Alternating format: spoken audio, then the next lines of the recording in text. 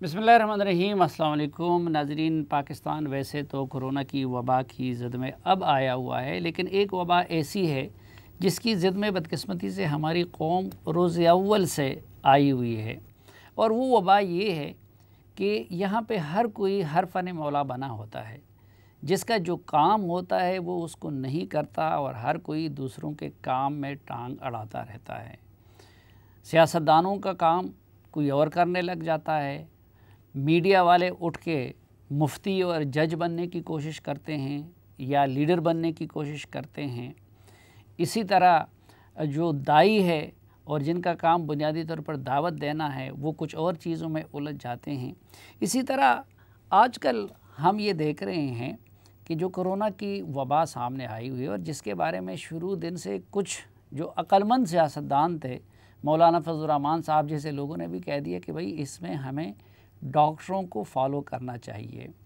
अभी रिसेंटली फरीद ज़करिया का एक आर्टिकल मैं देख रहा था वाशिंगटन पोस्ट में, जिसमें उन्होंने ये बात की थी अमेरिका के कंटेक्स्ट में कि pandemic are to important to be left to the scientist. यानी वहाँ पे भी वो ये कहते कि ये आप इसको सियासतदानों के सपुर्द नहीं कर सकते। लेकिन हमारे यहाँ तो ये बात सदियों से रही थी कि जिसका काम उसी को साजे। अब ये जो वबा आई है, ज़ाहिरी बात है कि एक मर्ज़ है और इसमें किसी भी सियासतदान से, किसी भी जर्नैल से, किसी भी सहाफ़ी से, किसी भी आलिम से, किसी भी मज़हबी रहनुमा से ज़्यादा मुक़द्दम बात जिसकी हो सकती है वो डॉक्टर्स की और इस शुबे से वाबस्ता लोगों की हो सकती है। तो आज के जरगे में इसलिए हमने ये ज़रूरी समझा कि हम ना सियासतदानों के साथ अपना वक्त ज़ाया करें। हुक्मरान को अलबत्ता हमने दावत दी थी और दी है कि हुकूमती पॉलिसी के लिए डॉक्टर ज़फ़र मिर्ज़ा साहब ने हमारे साथ कमिटमेंट की थी, पहले तो ख़ुद प्रोग्राम में शरीक होने का। अभी उन्होंने आखिर में आके ये कह दिया है कि जी वो शायद दौरान प्रोग्राम हमें फ़ोन पे ज्वाइन करे, देखते हैं कि वो फ़ोन पे ज्वाइन करते हैं या नहीं। लेकिन हमारी खुशकिस्मती है कि दो ऐसे मोतबर डॉक्टर जो हर किस्म के तासुबात से भी पाक हैं, जो सियासत में भी मुलव्विस नहीं होते और जो इस तरह के वबाई अमराज के माहिर तरीन समझे जाते हैं, पाकिस्तान की सतह पे भी नहीं बल्कि आलमी सतह पे। एक हमारे साथ तशरीफ़ फरमा हैं डॉक्टर सईद अख्तर साहब, किसी तारुफ के मोहताज नहीं हैं, वबाई अमराज के माहिर है, अमेरिका में प्रैक्टिस किया, अमेरिका में कमाया, पाकिस्तान में आके फिर PKLI के सरबराह भी रहे, उसको इस्टेब्लिश किया। वो तो हमारे साकिब निसार साहब की अनानियत की नज़र वो जो मामला हो गया वो आप सबके सामने हैं।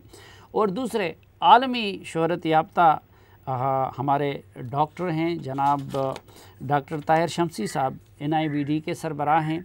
और वैसे तो हर मौजू पे हर जो इस तरह की सूरत हाल आती है तो उसमें वो लीडिंग रोल प्ले करते हैं, लेकिन अब भी कोरोना की तशख़ीस और इलाज के हवाले से उन्होंने अपनी तय जो कोशिशें की हैं और कर रहे हैं, शायद हमारी आइंदा नस्लें भी उनको याद रखेंगी। तो बहुत शुक्रिया आपका डॉक्टर सईद अख्तर साहब और डॉक्टर ताहिर शमसी साहब।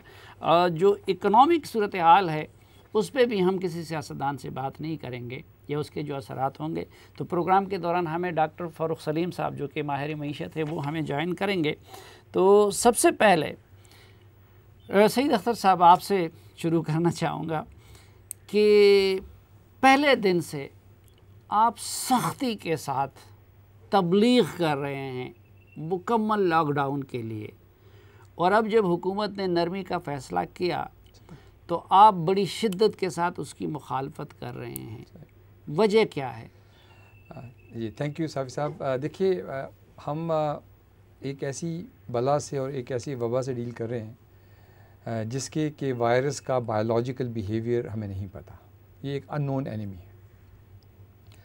कुरान का बड़ा कैटेगोरिकल हुक्म है कि जो भी चीज़ करो वो इल्म की बेस पे करो, गुमान की बेस पे चीज़ चाहिए। ये बड़ा यानी अगर इस्लाम की पूरी जिस्ट में समझाऊँ तो शायद उसकी यही जिस्ट है। तो इसमें हमने देख लिया कि इस बीमारी की कोई ना हमारे पास दवा है, ना कोई वैक्सीन है, ना कोई और चीज़ है। तो एक चीज़ जो कि उभर के सामने आती है लास्ट 4-5 महीनों के तजर्बे से, وہ یہ آتی ہے کہ یہ ایک ایسا انویزیبل اینیمی ہے جو فار آل پریکٹیکل پرپز مجھے یا آپ کے اندر موجود ہو سکتا ہے سائن اور سمٹمز کریٹ کیے بغیر، اور وہ مجھے اور آپ کو ایک وائرس کا کیریئر بنا کے اور ہمارے ارد گرد جتنے بھی لوگ ہیں ان سب کو ہم ایک پوٹینشیل تھریٹ ہیں ان لوگوں کے لیے اور دوسرے لوگ ہمارے لیے. تو جو ایک چیز جو بالکل کلیئرٹی کے ساتھ ابھر کے دنیا بھر سے واپس آئی ہے، جو سکسیزفل جن لوگوں نے ان چیزوں کو وہ تھی کہ آئسولیشن. اب آئسولیشن کا مطلب یہ ہے کہ آئسولیشن کیا ہے کہ میں اپنے شر سے لوگوں کو بچا رہا ہوں، اس لیے میں نے اپنے آپ کو سیلف آئسولیٹ کر لیا. اب ہم نے یہ دیکھا کہ پاکستان میں جو ہمارے اندر بہت سی اچھائیاں ہیں لیکن ہمارے اندر کچھ برائیاں بھی ہیں، ہمارے اندر ڈسپلن نہیں ہے، تو ہمیں اس کو ایکسیپٹ کرنا پڑے گا. ایز اے میڈیکل ڈاکٹر ہم جب ایک مریض کو ڈیل کرتے ہیں، جو انفیکٹڈ بندہ ہوتا ہے ایک لحاظ سے خودکش بمبار ہوتا ہے، خودکش بمبار ہوتا ہے، بالکل ایسے ہی، بالکل ایسے ہی. اور ہم نے چونکہ ان سے ڈیل کیا خودکش بمباروں سے الحمدللہ بہت سکسیزفلی، تو ہمیں وہ زمانے یاد ہیں کہ جب شہر میں خبر آتی تھی کہ 2 بمبار داخل ہو گئے تو ہر آدمی ایک ہائی الرٹ پہ چلا جاتا تھا. اس وقت ہم بالکل بھی ہائی الرٹ پہ نہیں ہیں. تو جو واحد طریقہ اپنے آپ کو، اپنے بچوں کو، اپنے معاشرے کو بچانے کا ہے ایز اے رسپانسبل سٹیزن، وہ یہ کہ میں اپنے آپ کو آئسولیٹ کروں.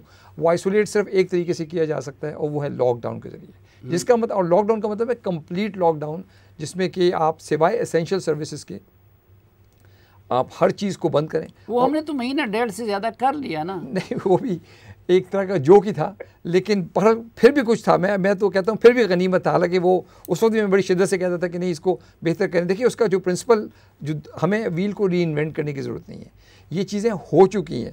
تو لوگوں نے آئسولیٹ کیا اپنے آپ کو اور میسو اسکیل پہ انہوں نے ٹیسٹ کیا. جو ٹیسٹ کیا، جو انفیکٹڈ پاپولیشن آئسولیشن میں چلی گئی، جو نان انفیکٹڈ پاپولیشن ہے وہ ورک فورس کا حصہ بن گئی، جو اسینشیل ورک فورس ہے، اور یہی ہمیں کرنا چاہیے. اچھا، میں ذرا ڈاکٹر طاہر شمسی صاحب سے جاننا چاہوں گا. ڈاکٹر صاحب، یہ ابھی حکومت یہ کہہ رہی ہے کہ ایک تو یہ ہے کہ اب مہینہ ڈیڑھ کے لاک ڈاؤن کے بعد ہم نے کچھ تیاریاں کر لی، ہم نے باہر سے کٹس منگوا لی ہیں، ڈاکٹروں کو کچھ نہ کچھ فیملیرٹی ہو گئی اس معاملے سے، یہاں پہ ایک ادارہ بنا دیا، اور اب اگر کچھ ہوتا ہے تو حالات کو ہم کنٹرول کر سکتے ہیں ہاسپٹل کے لیول پہ بھی اور باقی لیول پہ بھی. تو آپ گورنمنٹ کے اس آرگومنٹ سے کیوں ایگری نہیں کرتے؟ دیکھیں، صورتحال یہ ہے کہ ہمارا جو ہیلتھ کیئر سسٹم ہے وہ اس لوڈ کو برداشت نہیں کر سکے گا جب روزانہ 2000 سے 4000 لوگ ہسپتالوں کا رخ کریں گے روزانہ، اور ان میں سے بہت سے لوگوں کو آئی سی یو اور وینٹیلیٹر کی ضرورت پڑے گی. یہ وہ چیز ہے جو یورپین ممالک، امریکہ اور دوسرے ایسے ملک جو کہ وسائل سے بھرپور ہیں، وہ ہینڈل نہیں کر سکے، اور ایک ایک بستر اور ایک ایک وینٹیلیٹر کے اوپر ان کو یہ چوز کرنا مشکل ہو گیا کہ 20 لوگوں کی قطار ہے، اس میں سے کس کو وینٹیلیٹر پہ ڈالیں. تو ہم یہ کیسے تصور کر سکتے ہیں کہ ہمارے ملک میں اتنا بڑا لوڈ ہم برداشت کر سکتے ہیں، یا ہم نے وہ سارے وسائل اکٹھے کر دیے. دیکھیے سیدھی سی کیلکولیشن ہے یہ کہ حکومت کے جو وہ افراد ہیں جو کہ بہت زیادہ ماشاءاللہ انٹیلیجنٹ لوگ ہیں، انہوں نے یہ فیصلہ کر لیا کہ لیسر آف دا ایول تصور کر کے کہ ہم کو ٹھیک ہے، منظور ہے 2 لاکھ 4 لاکھ افراد کو کورونا ہو جائے، اس میں سے چلو 10% بھی اگر اس دنیا سے رخصت ہو جائے تو وہ ہمیں منظور ہے. لیکن ہمیں معاشی بدحالی منظور نہیں ہے، لوگوں کا بھوکا مرتے دیکھنا منظور نہیں ہے. یہ ان دو میں سے ایک چیز انہوں نے قبول کر کے اور لاک ڈاؤن کھول دیا. تو they have agreed mentally, they prepared اس پالیسی میں کہ ہمیں لوگوں کو کورونا ہونے دو، لوگوں کو اس دنیا سے رخصت ہونے دو. کوئی فرق نہیں پڑتا 40-50 ہزار لوگ اس دنیا سے رخصت ہو جائیں گے اس ملک سے، لیکن کم سے کم معاشی بدحالی سے بچ جائیں. لیکن ڈاکٹر صاحب قطع کلامی میں آپ ایک آرگومنٹ اور بھی دیتے ہیں کہ جی جو شروع میں ہمارا اسٹیمیٹ تھا کہ جس رفتار سے یہ بڑھے گا تو اس رفتار سے یہ پھیلا بھی نہیں، اور جس رفتار سے یا جس لیول پہ ہلاکتیں ان کا خطرہ ظاہر کیا جا رہا تھا تو الحمدللہ اس لیول پہ ہوئی بھی نہیں ہے. تو گورنمنٹ کی اس اسسمنٹ یا اس آبزرویشن سے آپ اتفاق نہیں کرتے؟ نہیں، بالکل نہیں کرتا ہوں. اس لیے نہیں کرتا ہوں کہ یہ تو اب پیک کا تو ٹائم پاکستان میں ابھی آیا. تیسرے مہینہ ہر ملک میں تیسرے مہینے میں سوائے امریکہ میں بھی انہوں نے دیر سے شروع کیا سارے معاملات. وہ جوک کرتے رہے نا، ٹرمپ صاحب بھی ساری انتظامیہ مذاق اڑاتے رہے چائنا کا، دوسرے ممالک کا، کہ یہ کیا یہ ایک وائرس سے ڈر گئے. तीसरा महीना जो होता है हर मुल्क में ये पीक का महीना होता है और ये शुरू हो गया है। अब आप देख लीजिए 1500, 1400, 1800, 2000 ये रोजाना के हिसाब से नंबर्स आने शुरू हो गए। अगला हफ्ता शुरू हो रहा है पीर मंगल से 2000, 2500, 3000, 4000। आप उसको सबको छोड़ जाइए, 2000 का फिगर ले लीजिए आप। 2000 लोग रोजाना के हिसाब से कोरोना को के साथ आते रहे, हम तशखीस करते रहे उनकी, तो एक महीने में 30 दिन होते हैं, 60,000 ऐड हो जाएंगे। 2 महीने तक अगर ये चला तो 1,20,000 और 30,000 आज तक के, तो ये 1,50,000 तो यही हो गए। और अगर ये पीक पकड़ ली जिसने, जैसे कि दूसरे मुल्कों में ऐसा हुआ है, तो ये हम 3 लाख और 4 लाख बड़े आसानी के साथ पहुंच जाएंगे हम लोग। यानी आप लोगों को ये यकीनी नजर आता है खाकम बदाहन कि ये पीक पकड़ेगा और उस लेवल तक जाएगा? बदकिस्मती से हमें नजर तो ये आ रहा है, हो सकता है गलत नजर आ रहा हो, अल्लाह करे गलत नजर आ रहा हो, अल्लाह करे हम गलत देख रहे हो, अल्लाह करे हम जो हम कह रहे हैं वो अल्लाह करे कि ये गलत साबित हो बिल्कुल।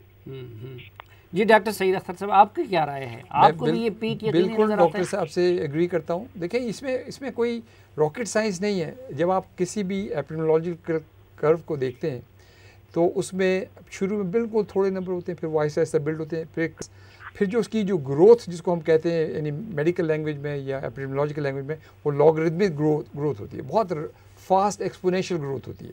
और उसकी वजह ये है कि एक आदमी से जितना पूल ऑफ द पेशेंट्स बढ़ता जाएगा, देखिए इस वक्त ये बिल्कुल कोई आदमी गलतफहमी में ना रहे कि हमारे पास जो डेली सिर्फ 1000 या 2000 पेशेंट्स हैं। आज मैं आपको चैलेंज करता हूँ कि आज आप 50,000 लोगों को आज टेस्ट करें तो जो नंबर आ रहा है टेस्टिंग के हिसाब से वो तकरीबन 10% का आ रहा है। तो आज कल तक आपको 5,000 और से 10,000 पेशेंट्स आपको एक्स्ट्रा पूल में आ जाएंगे। यानी आज आप कह रहे हैं ना कि हज़ार पेशेंट्स हो रहे हैं, ये सिर्फ एक इल्यूजन और धोखा है, आँख का धोखा है सिर्फ ये। लेकिन हर साइंटिस्ट को, हर डॉक्टर को दुनिया में पता है कि एक्चुअल नंबर्स ये नहीं है, नंबर्स इससे बहुत ज़्यादा हैं। अच्छा, अब हैविंग सेड दैट, इसमें से कितने लोग बीमार होंगे, चूँकि हमें पता है कि 80% को शायद पता भी ना चले कि बीमारी आई भी और गुजर भी गई। ठीक है, उसका ख़तरा ये है कि वो जो 80% लोग हैं जो मुआशरे में सुसाइड बॉम्बर्स की तरह घूम रहे हैं, वो और लोगों को इन्फेक्ट करते जाएंगे। तो वो पूल, इसीलिए जो इसका क्रक्स है वो आइसोलेशन है। ठीक, तो लिहाजा हमें इसमें किसी गलतफहमी में नहीं रहना चाहिए कि ये अभी हम अप स्लोप पे हैं और हमारी जो ट्रैजेक्टरी है वो एग्जैक्टली वही है जो इटली की और अमेरिका की। ये जो आपने फरमाया कि शायद 80% लोग वो बीमारी आई होगी और गुजर भी जाएगी, उनको पता भी नहीं चलेगा, तो ये कुछ लोग कहते हैं कि जी हमारे मुल्क में या इस रीजन में इम्यून सिस्टम बहुत बेहतर है, तो ये ख़ुद उस बात का सबूत नहीं है।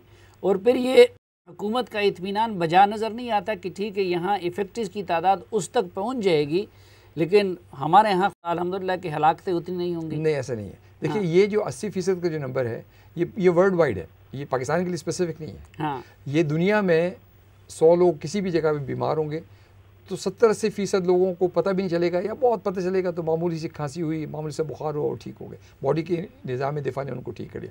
15% ऐसे होंगे जिनको थोड़ी सी सांस की शायद दिक्कत हो, कुछ और हो, और 5% ऐसे होंगे जो क्रिटिकल होंगे। तो ये तो देखिए किसी गलतफहमी में ना रहें, साइंस बड़ी क्लियर है कि ना हमारा BCG का एक्सपोजर, TB का एक्सपोजर, ना हमारा मलेरियल बेल्ट पे होना किसी किस्म का हमें प्रोटेक्शन देता है। क्योंकि हमारे ही बच्चे और हमारे भाई, जब इंग्लैंड में जो हाईएस्ट नंबर है उनका मरने का, जो डॉक्टर्स वहाँ पे सब काम करें UK के अंदर, तो कोई इम्यूनिटी हमारे पास नहीं है। जो वाहिद जो 2-3 चीज़ें जो मुझे नज़र आती हैं एज ए साइंटिस्ट। आपने तो लंबे अरसे तक अमेरिका में भी प्रैक्टिस किया है और अब भी आते जाते हैं, तो बहरहाल वहाँ पे तो जितनी हलाकतें हुई या इटली वगैरह में, अल्हम्दुलिल्लाह पाकिस्तान में तो वो सूरत हाल नहीं है। उसकी मैं वजह बताता हूँ आपको कि क्यों नहीं है। उसकी वजह ये है कि हमारी बल्क ऑफ पॉपुलेशन जो है वो यंग है। अच्छा। इसमें एक जो साइंटिफिकली प्रूवन फैक्ट है वो ये है कि यंगर पीपल जो हैं वो कम इफेक्ट होते हैं ओल्डर पीपल के मुकाबले में। तो जनरली स्पीकिंग, जैसे मेरी अमेरिकन प्रैक्टिस में जो टिपिकल आदमी जो मेरे पास आता है वो 70 से लेके 90 साल का चलता हुआ गाड़ी ड्राइव करता हुआ आता है। तो मतलब वहाँ पे एक लॉन्जेविटी ज़्यादा है, हमारे यहाँ वो उम्रें हैं ही नहीं। तो ये एक डेफिनेटली नेचुरल फैक्टर है। दूसरा ये कि हम इस वक्त जो इसमें भी एक साइंस है कि हम एक सनी कंट्री हैं और जो UV लाइट का जो एक्सपोजर है वो एक नेचुरल एंटीसेप्टिक और एंटी बैक्टीरिया वायरल उसका एक इफेक्ट है, बैक्टीरियासाइडल इफेक्ट है। ये वायरस गर्म नहीं है, सनी होना ज़रूरी है। अच्छा, हीट का भी करता है, क्योंकि जितने भी ये कोरोना वायरसेस, इन्फ्लुएंजा वायरसेस हैं, ये हीट, ह्यूमिडिटी और टेम्परेचर, इनको ان کے ساتھ ڈیفینیٹلی ایک کوریلیشن ہے. اور تیسرا جو میں سمجھتا ہوں کچھ اور ڈیٹا آ رہا ہے وہ یہ ہے کہ جو علاقے جہاں پہ سینٹرلی ایئر کنڈیشن بلڈنگ جہاں ہوا ریسرکولیٹ ہوتی ہے اور وہ لوگوں کو انفیکٹ کرتی ہے وہ جہاں جتنی کم ہوں گی، جو کہ یو کے اور یو ایس اے میں بہت زیادہ ہیں. ہمارے یہاں گھر ہیں چھوٹے ہی صحیح لیکن کھڑکیاں ہیں اور چیزیں اس میں چل رہی ہیں، تو وہ جو ہے وہ اس طرح سے ہم بچے. تو ڈاکٹر طاہر شمسی صاحب، یہ جو چیزیں ڈاکٹر سعید اختر صاحب نے بھی بتائیں، تو یہ کیا پھر حکومتی اطمینان کے لیے کافی نہیں ہے کہ ٹھیک ہے کیسز تو بڑھ جائیں گے، لیکن یہ جو سن کا فیکٹر انہوں نے بتا دیا، ینگ پاپولیشن کا بتا دیا، باقی چیزیں بتا دی، تو شاید ان بنیادوں پہ حکومت سیٹسفائیڈ ہو اور انہوں نے لاک ڈاؤن ختم کیا ہو؟ ممکن ہے یہی بات ہو. ہم تو خود کہہ رہے ہیں کہ اللہ کرے ہم غلط ثابت ہو. ہمیں جو نظر آ رہا ہے وہ شاید اللہ کرے ہماری نظر کا دھوکا ہو اور ایسا نہ ہو، اور ہم اللہ تعالیٰ ہماری سب کی حفاظت کر لے. اور یہی کہہ سکتا ہوں میں. نہیں، لیکن ڈاکٹر صاحب ایک اور آرگومنٹ یہ دی جا رہی ہے، خود آپ نے بھی اس میں کافی پیش رفت کی ہے کہ جی اب جب شروع میں چائنا میں تھا یا اٹلی میں تھا تو اس وقت ڈاکٹر بہت زیادہ کنفیوز تھے ٹریٹمنٹ کے لحاظ سے بھی. اب کچھ نہ کچھ دوائیوں کا بھی تعین ہو گیا کہ یہ دوائیاں ہیں. آپ نے یہ پلازمے والی ٹیکنالوجی کی بات کر دی ہے، تو اس حوالے سے بھی وہ رسک حکومت کا بجا نہیں لگتا؟ دیکھیے یہ ساری چیزیں جو بھی کچھ پوائنٹ آؤٹ ہو بھی رہی ہیں وہ ابھی تک بالکل یکسو ہیں ہم سب اس پہ کہ یہ سب کچھ تجرباتی ہے، انویسٹیگیشن ہے. کوئی اسٹینڈرڈ آف کیئر اس بیماری کا نہیں ہے. پلازما بھی نہیں ہے، ریمڈیسیور بھی نہیں ہے، اینٹی ملیریل بھی نہیں ہے. کوئی چیز اسپیسیفک نہیں ہے اس کے لیے.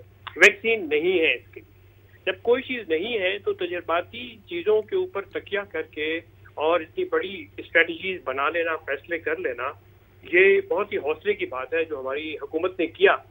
ٹھیک ہے، اب حکومت، ہم پاکستانی شہری ہیں، حکومت کی جو بھی حکومت کی رہنمائی ہوگی ہم اس پر عمل کریں گے. اللہ خیر کرے، آگے ہم سب کے لیے خیر کرے اور اس میں اچھے نتائج نکالے ہمارے لیے. یہ کہہ سکتے ہیں. اچھا، پتہ نہیں کہ یہ حکومت رہنمائی کر رہی ہے ہمیں یا کہ نہیں کر رہی ہے، اس پہ بھی بات کریں گے لیکن ایک مختصر سے وقفے کے بعد.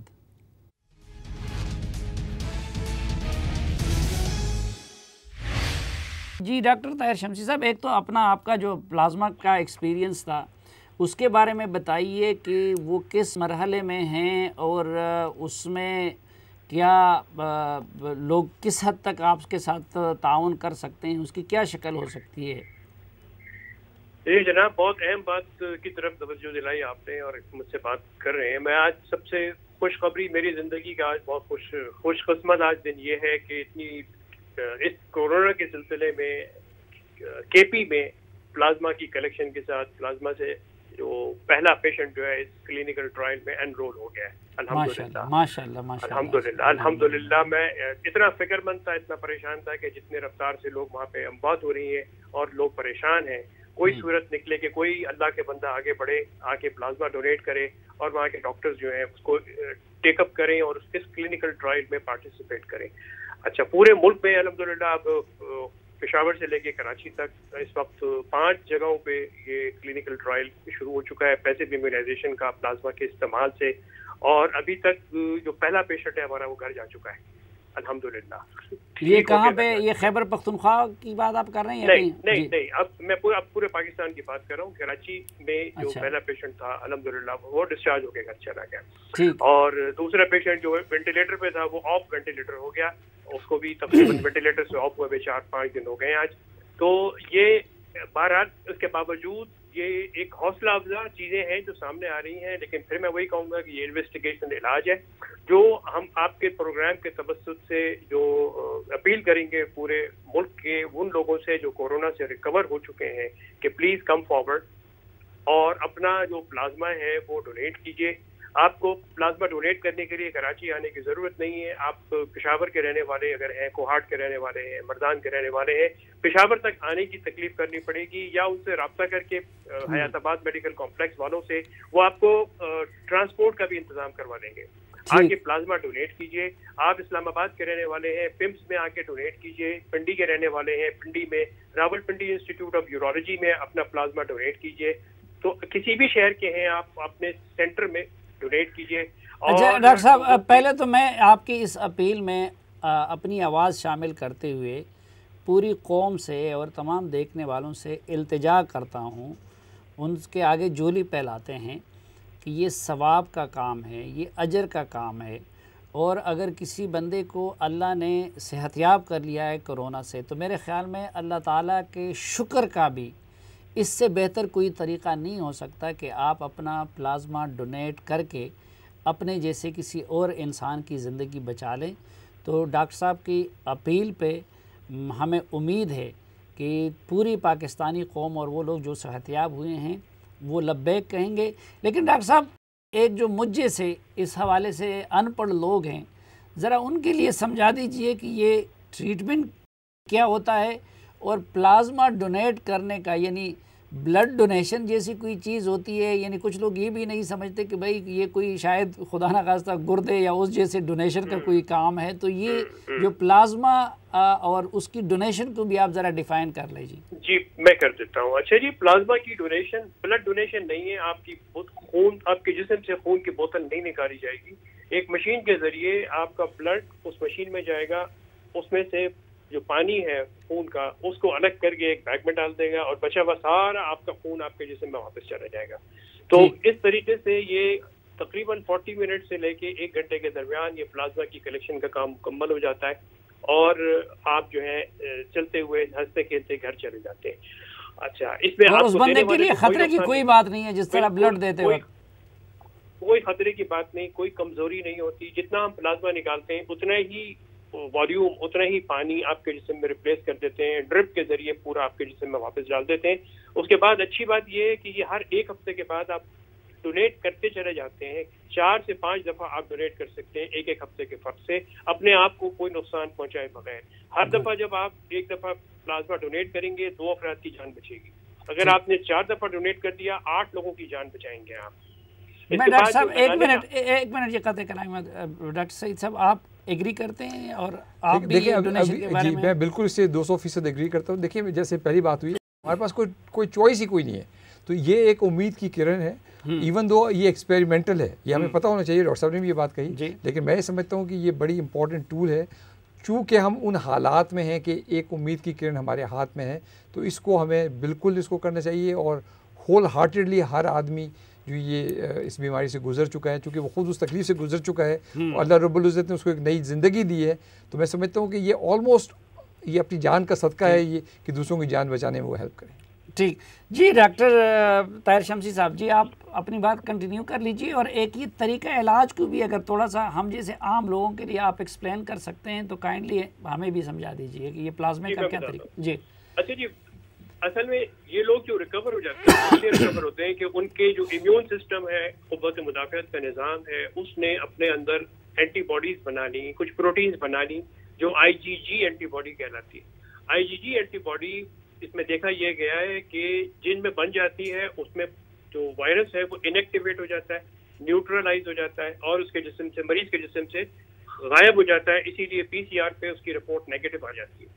تو یہ اینٹی باڈی جو IgG اینٹی باڈی ہے، یہ ایسے کسی شخص کے جسم میں جب ہم پلازما کی صورت میں ڈالتے ہیں جو زیادہ شدت سے بیمار ہو یا وینٹیلیٹر پہ جانے والا ہو، تو اس کے جسم میں جا کے یہ اینٹی باڈی وائرس کو انیکٹیویٹ کرنے کی کوشش کرتی ہے، نیوٹرلائز کرنے کی کوشش کرتی ہے، اور مریض کے جسم میں جو ڈیمیج ہو چکا ہوتا ہے اس مریض کے جسم کو یہ ٹائم مل جاتا ہے وائرس کے کنٹرول میں آنے کے بعد کہ وہ ریکوری کی طرف چلا جاتا ہے۔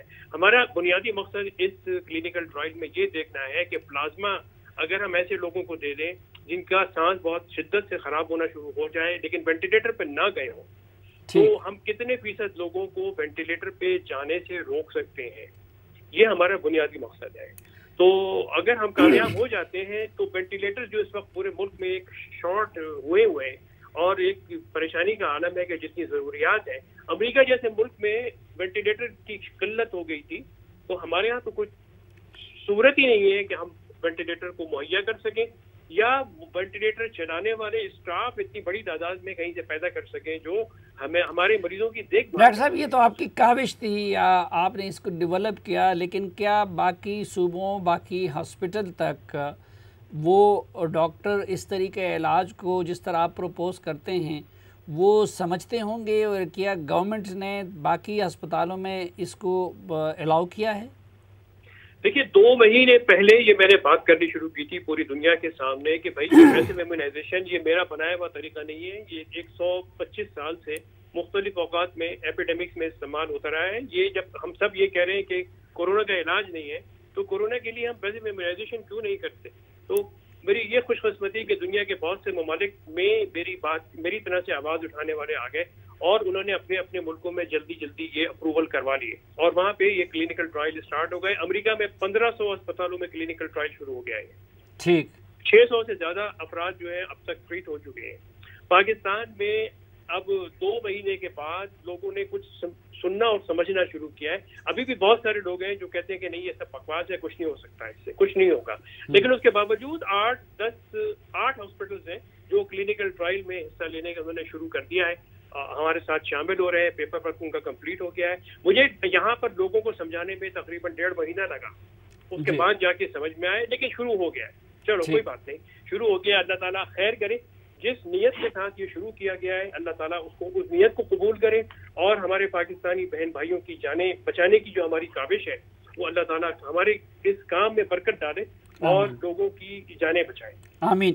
ڈاکٹر سعید صاحب، یہ جو کچھ میڈیسن، ایک تو ہائیڈروکلوروکوین کے بارے میں بات ہو رہی تھی پہلے، اس کو اب جو امریکہ میں ایک دوائی ایجاد کی ہے جس کو جاپان نے بھی اپروو کر لیا، جی، تو یہ کیا یعنی کون سی میڈیسن کے بارے میں تو ابھی بہت lately New England Journal of Medicine جو کہ سمجھ لیں کہ ہارورڈ سے چھپتا ہے، اس میں بڑا کلیئر ڈیٹا آ رہا ہے ملٹی سینٹر اسٹڈیز کا کہ اس کی کوئی بہت ایفیکیسی نہیں ہے. تو اس میں یہ بھی دیکھا گیا کہ جو لوگ کلوروکوین ٹریٹمنٹ پہ تھے وہ وینٹیلیشن پہ یا وینٹیلیٹرز پہ بڑے پرولونگڈ ان کی لائف ہو گئی. تو وہ بالکل کوئی افیکٹو ٹریٹمنٹ نہیں ہے. ریمڈیسیویر ایک بڑی پرومسنگ دوائی ہے لیکن ابھی بہت ارلی ان دا گیم ہے ہم اس کی سائنٹیفک ریزلٹس کو آبٹین کرنے کے اندر. لیکن میں سمجھتا ہوں کہ ملٹیپل اور ڈفرینٹ مونوکلونل اینٹی باڈیز کا ایکسپیریمنٹ ہو رہا ہے کہ جس میں کہ کچھ نہ کچھ چیز نکل کے سامنے آئے گی انشاءاللہ. لیکن کمنگ بیک جو اس کا ہمارے جیسے لوگوں کو جو سولوشن ہے نا وہ بالکل پریونشن ہے. اور دوسرا آپ کی بات کو میں وہ جو جو ہم کر رہے تھے کہ کیا یہ جو گورنمنٹ نے کھولنے کا فیصلہ کیا ہے، میں بالکل یعنی شمسی صاحب نے اس کو بہت پولائٹلی کہا، میں ذرا سختی سے یہ بات کہنا چاہتا ہوں کہ یہ وہ ایبسلوٹلی رانگ ڈیسیجن ہے. اور ہم جس وقت کے اپ اسٹروک آف دا کرو پہ جا رہے ہیں، دنیا کا کوئی سائنٹسٹ کوئی ڈاکٹر اس کو اپروو نہیں کر سکتا کہ during the up stroke of the کرو، یعنی اس میں بڑی کلیئر WHO کی گائیڈ لائنز ہیں کہ جب مرض پلیٹو پہ آتا ہے اور ڈاؤن اسٹروک پھر وہاں پہ آپ کھول دیں کہ وہ بھی کنٹرول ڈاکٹر صاحب کچھ ممالک ساؤتھ کوریا اور اس طرح کی مثالیں دی جاتی ہیں کہ تمام ممالک ایسے نہیں ہیں کہ جنہوں نے صرف اور صرف لاک ڈاؤن والا آپشن استعمال کیا، کچھ اور آپشن بھی استعمال کیے ہیں. نہیں ساؤتھ کوریا نے دیکھیے لاک ڈاؤن کی مینیفیسٹیشنز یا شکلیں ڈفرینٹ ہو سکتی ہیں. ساؤتھ کوریا نے تو اتنی سختی کی کہ لوگوں پہ $2,500 یعنی انہوں نے بتا دیا. دیکھیے ساؤتھ کوریا نے کیا کیا، ساؤتھ کوریا جرمنی کی 2 اچھی مثالیں. جرمنی کی جو وائس چانسلر ہے وہ بیسک بایولوجسٹ ہے، سائنٹسٹ ہے. اس نے کیا کیا کہ Day 1 سے میسو اسکیل پہ ٹیسٹ کرنا شروع کیا. یعنی 1 لاکھ کچھ ڈیلی ان کے ایک زمانے میں 50,000 ٹیسٹ ہو رہے تھے. اور اس کے بعد اسی لیے آپ دیکھیں کہ نمبرز ان کے کوئی 1,80,000 یا پتہ نہیں کتنے ہیں، لیکن ان کی جو ڈیتھس ہوئی ہیں وہ 5-6 ہزار ہی ہوئی ہیں کمپیئر ٹو دا یورپ. تو انہوں نے کیا کیا کہ تو یہی چیز ساؤتھ کوریا نے کی. ساؤتھ کوریا اور جرمنی نے میسو اسکیل پہ ٹیسٹنگ کی، جو پازیٹیو تھے ان کو کوارنٹین. اچھا اس پہ آگے بھی بات کریں گے لیکن ابھی ایک وقفے کا وقت ہوا چاہتا ہے. ایک مختصر سی بریک، واپس آئیں گے تو معاشی پہلوؤں پہ بھی بات کریں گے اور ڈاکٹر فروخ سلیم صاحب بھی ہمیں جوائن کریں گے. ہمیں جوائن کیا ہے ممتاز ماہر معیشت اور دانشور جناب ڈاکٹر فروخ سلیم صاحب نے بھی، اور اسٹوڈیو میں ہمارا ساتھ ہیں ڈاکٹر سید اختر صاحب. ڈاکٹر فروخ سلیم صاحب ہیں تو آپ ماہر معیشت، لیکن مجھے پتہ ہے آپ ایک بے چین روح ہے، آرام سے نہیں بیٹھتے. آپ نے کورونا سے متعلق بھی ریسرچ کسی سے کم نہیں کی ہوگی. آپ کے نزدیک یہ جو لاک ڈاؤن کے میں نرمی لانے کا حکومتی فیصلہ تھا، یہ درست ہے یا غلط ہے؟ حکومت نے اس معاملے کو صحیح طریقے سے ہینڈل کیا ہے یا غلط طریقے سے؟ صاحب میرا موقف یہ ہے کہ جاننا یہ ہے کہ جو فیصلہ سازی کی جا رہی ہے کیا وہ سائنس کی بنیاد پہ کی جا رہی ہے یا وہ سیاست کی بنیاد پہ کی جا رہی ہے. جب فیصلہ کیا گیا تھا 24 اپریل کو، مجھے یاد ہے حکومت نے کہا کہ وہ لاک ڈاؤن جو ہے وہ مئی کی 9 تاریخ تک ایکسٹینڈ کر رہی ہے. میں نے چیک کیا، اس دن پاکستان کے اندر تقریباً 10 اموات تھیں. پھر 5 مئی کو دوبارہ سے حکومت بیٹھی، کابینہ بیٹھی، اور انہوں نے فیصلہ کیا کہ وہ مئی کی 9 تاریخ کے بعد ایز ڈاؤن کر رہے ہیں، لاک ڈاؤن میں نرمی لا رہے ہیں. اس دن میں نے چیک کیا تو اموات جو ہیں وہ تقریباً 31 کے قریب پہنچ گئی تھی. تو 3 گنا زیادہ اموات ہو گئیں. تو سوال میرے ذہن میں اٹھ رہا تھا کہ جو فیصلہ کیا گیا ہے مئی کی 4 تاریخ کو، مئی کی 5 تاریخ کو، وہ سائنس کی بنیاد پہ کیا گیا ہے یا کسی سیاست کی بنیاد پہ کیا گیا ہے، یا وہ آپ سمجھے کہ اللہ توکل کر دیا گیا ہے کہ خدا بہتری کرے گا. تو یہ دونوں میں تفریق میں جاننا چاہتا ہوں کہ یہ فیصلہ سائنس کی بنیاد پہ تو مجھے لگ رہا ہے کہ نہیں ہو رہا. اب اگر آپ لاک ڈاؤن کھول دیتے ہیں اور خدا نہ کرے جو اموات کی شرح ہے، جو کیسز کی شرح ہے وہ بڑی تیزی سے بڑھ جاتی ہے، تو خدا نہ کرے دوبارہ سے ہمیں لاک ڈاؤن کی طرف جانا پڑے گا. جو ایگزامپلز ہمارے سامنے ہیں، اب تو ساری دنیا ہمارے سامنے کھڑی ہے. ہم دیکھ سکتے ہیں کہ جن ممالک نے دیری کی ہے، جن ممالک نے ٹائم پہ فیصلہ نہیں کیا لاک ڈاؤن کا، جس میں برطانیہ بھی شامل ہے، جس میں سویڈن شامل ہے، جس میں امریکہ بھی شامل ہے، وہاں پہ آپ اموات کی شرح دیکھ لیں، وہاں پہ کیسز کی شرح دیکھ لیں. اور جن ممالک نے بڑا اسٹرانگلی ایکٹ کیا اور لاک ڈاؤن کی طرف، ان کی ایگزامپل بھی ہمارے سامنے ہیں، جس میں کوریا ہے، جس میں تائیوان ہے، جس میں ویتنام ہے. تو دونوں ایگزامپل ہمارے سامنے ہیں. اب ہمارے لیے ہے کہ ہم نے کون سی ایگزامپل کو فالو کرنا اور پک کرنا. اچھا ڈاکٹر سعید اختر صاحب، ایک ہم حکومتی کچھ وزیروں کو میں سن رہا تھا، وہ کہتے ہیں کہ جی یہ جو ہمارا VIP ٹائپ کلاس ہے، جن کا روزگار کوئی مسئلہ نہیں ہے، اور ڈاکٹر سعید اختر صاحب جیسے لوگ جو کہ امریکہ میں پریکٹس کرتے رہے ہیں اور امریکہ ان کو نے دیکھا ہوا ہے، تو کہتے ہیں کہ وہ ممالک یہ لاک ڈاؤن افورڈ کر سکتے تھے. ہمارے ہاں غربت ہے، لوگ بھوک سے مر رہے ہیں. تو آپ نہیں سمجھتے کہ پاکستان جیسے ملک میں کورونا سے زیادہ بھوک بڑا خطرہ ہے؟ دیکھیے، یہ میرے ایمان کا حصہ ہے، اور خاص طور پہ ہم اس وقت رمضان میں ہیں، ٹائمنگ بھی بڑی کروشل ہے کہ پاکستان میں ایک بھی آدمی بھوک سے نہیں مر سکتا اگر چیزوں کو پراپرلی مینیج کیا جائے. یہ ایمان کا حصہ ہے، یہ اس کا امریکہ میں رہنے سے کوئی تعلق نہیں ہے. اس میں کوئی شک نہیں ہے کہ پاکستان میں بہت غربت ہے، لیکن بھوک سے مرنے کا یہاں پہ کوئی سوال نہیں. اور میں آپ کو صرف ایک مثال دینا چاہتا ہوں. میں جب ٹیکسس میں پریکٹس کرتا تھا تو میرا ایک پیشنٹ، اس نے گریٹ ڈپریشن دیکھا جو کہ 1929 سے 1939 تک اس نے لاسٹ کیا. وہ مجھے کہتا تھا کہ ہم 6 بہن بھائی تھے اور ہمارے دن مقرر تھے کہ کس دن ہم نے کھانا کھانا ہے، کس دن ہم نے کھانا نہیں کھانا ہے.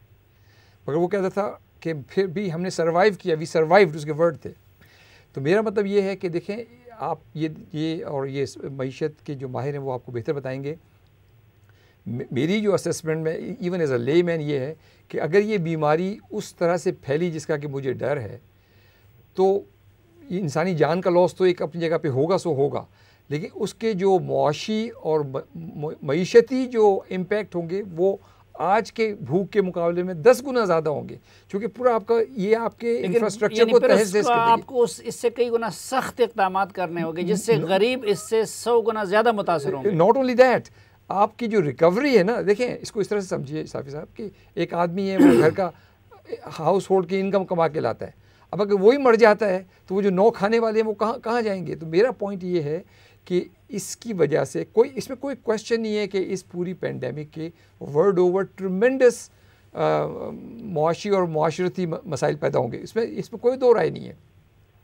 مگر میں یہ کہہ رہا ہوں کہ لاک ڈاؤن کر کے تھوڑا کم کھا کے ایک طرح ساتھ رہ کے ہم اگر اس کو اس پوائنٹ پہ، اور دیکھیں وائرس کا اپنا ایک بایولوجیکل سائیکل ہے جو ہمیں پتہ ہے کہ اب it's coming towards the tail end, یہ دنیا سے نظر آ رہا ہے ہمیں. تو اگر ہم 4-6 ہفتے اور تھوڑا سا برداشت کر لیں اس کو. نہیں، وہ تو میری اپنی بھی رائے یہ ہے کہ شاید ہم ایک عامیانہ رائے ہے کہ غربت اور بھوک کو ایک دوسرے کے ساتھ خلط مت کرتے. پاکستان میں غربت انتہا کی حد تک ہے، لیکن جو ہمارا معاشرتی کلچر ہے شاید اس میں بھوک سے کوئی کسی کو مرنے نہ دے. لیکن ڈاکٹر فروخ سلیم صاحب، ہم اس سے زیادہ لاک ڈاؤن افورڈ کر سکتے تھے جتنی حکومت نے کی؟ دیکھیے صافی صاحب، ایک تو جو چوائس دی جا رہی ہے کہ کیا اپنے جان کو بچانا ہے یا آمدن کو بچانا ہے، یہ چوائس غلط دی جا رہی ہے. ہم نے دونوں چیزوں کو بچانا ہے. یوگینڈا آپ دیکھیے افریقہ کا ملک ہے، ہم سے بھی بہت زیادہ غربت ہے. اس کے صدر نے کچھ دیر پہلے تقریر کی ہے اور وہ یہ کہتے ہیں کہ جب جنگ کا زمانہ ہوتا ہے تو کیا آپ سوچتے ہیں کہ ہم نے گھر سے باہر نکلنا ہے؟ کیا جب جنگ کا زمانہ ہوتا ہے تو کیا آپ یہ کمپلین کرتے ہیں کہ بھیا ہمیں بھوک لگ رہی ہے؟ اس وقت آپ نے جان بچانی ہے. اگر جان بچ جائے گی تو پھر آمدن تو واپس دوبارہ سے آ جائے گی، لیکن آمدن جتنی بھی آپ کما لیں وہ آپ کی جان کو نہیں بچا پائے گی. حالات کرونا وائرس سے پہلے بھی خراب تھے، اب مزید خراب ہو جائیں گے. لیکن جس طرح طبی وینٹیلیٹر کی بات کی جا رہی ہے کہ اسپتالوں میں وینٹیلیٹر پرووائڈ کرنے ہیں، اسی طرح معاشی وینٹیلیٹر جو ہے وہ بھی حکومت کو پرووائڈ کرنا ہوگا. اس وقت جو ایک واحد اینٹی بچی ہے جو معاشی وینٹیلیٹر پرووائڈ کر سکتی ہے وہ وفاقی حکومت ہے in collaboration with State Bank of Pakistan. اب دنیا بھر میں دیکھ لیں، چاہے وہ غریب ممالک ہوں چاہے وہ امیر ممالک ہوں، وہاں کی حکومتیں اپنے اپنے سینٹرل بینک کے ساتھ مل کے یہ جو معاشی وینٹیلیٹر ہے وہ پرووائڈ کر رہی ہیں. ہمارے یہاں مجھے بڑی کمزوری نظر آ رہی ہے. وفاقی حکومت شاید کوشش کر رہی ہے کہ کسی قسم کا اکنامک وینٹیلیٹر پاکستانی شہریوں کو پرووائڈ کیا جائے، لیکن جو رول اسٹیٹ بینک کو پلے کرنا چاہیے تھا وہ اسٹیٹ بینک پلے نہیں کر رہا. شاید اسٹیٹ بینک یہ سوچ رہا ہے کہ وہ جنگ کا حصہ نہیں ہے. اسے ریئلائز کر لینا چاہیے کہ اسٹیٹ بینک بھی اس جنگ کا حصہ ہے. اور میں دوبارہ سے اسٹیٹ بینک کے اوپر زور اس لیے دے رہا ہوں کہ جو منی کریشن ہم لوگ کہتے ہیں اکنامکس میں، یعنی کہ نوٹ چھاپنے کی مشین، وہ نوٹ چھاپنے کی مشین جو ہے وہ اسٹیٹ بینک کے پاس ہے، وہ وفاقی حکومت کے پاس نہیں ہے. اور یہاں پہ ہمیں نہیں سوچنا کہ بجٹری خسارہ کتنا ہو جائے گا، یہاں پہ انفلیشن کا ریٹ کیا ہو جائے گا. یہاں پہ حکومت کو بے شمار سپینڈنگ کرنی ہوگی. جی معافی چاہتا ہوں ڈاکٹر صاحب، وقت ہمارا ختم ہوا ہے، ورنہ اور بھی بہت کچھ آپ لوگوں سے جاننا میری خواہش تھی. بہت شکریہ جناب ڈاکٹر سعید اختر صاحب ہمیں وقت دینے کے لیے. ناظرین، ہمارے ساتھ صحت کے لیے وزیر اعظم کے معاون خصوصی ڈاکٹر ظفر مرزا نے کمٹمنٹ کی تھی 2-3 دن سے. انہوں نے بھی پروگرام میں ہمارے ساتھ ہونا تھا. آج پھر ان کی طرف سے یہ بات آئی کہ وہ ٹیلی فون پہ ہمیں جوائن کریں گے، لیکن آخر میں انہوں نے ٹیلی فون پہ بھی جوائن کرنے سے معذرت کر دی اپنی مصروفیات کا کہہ کے.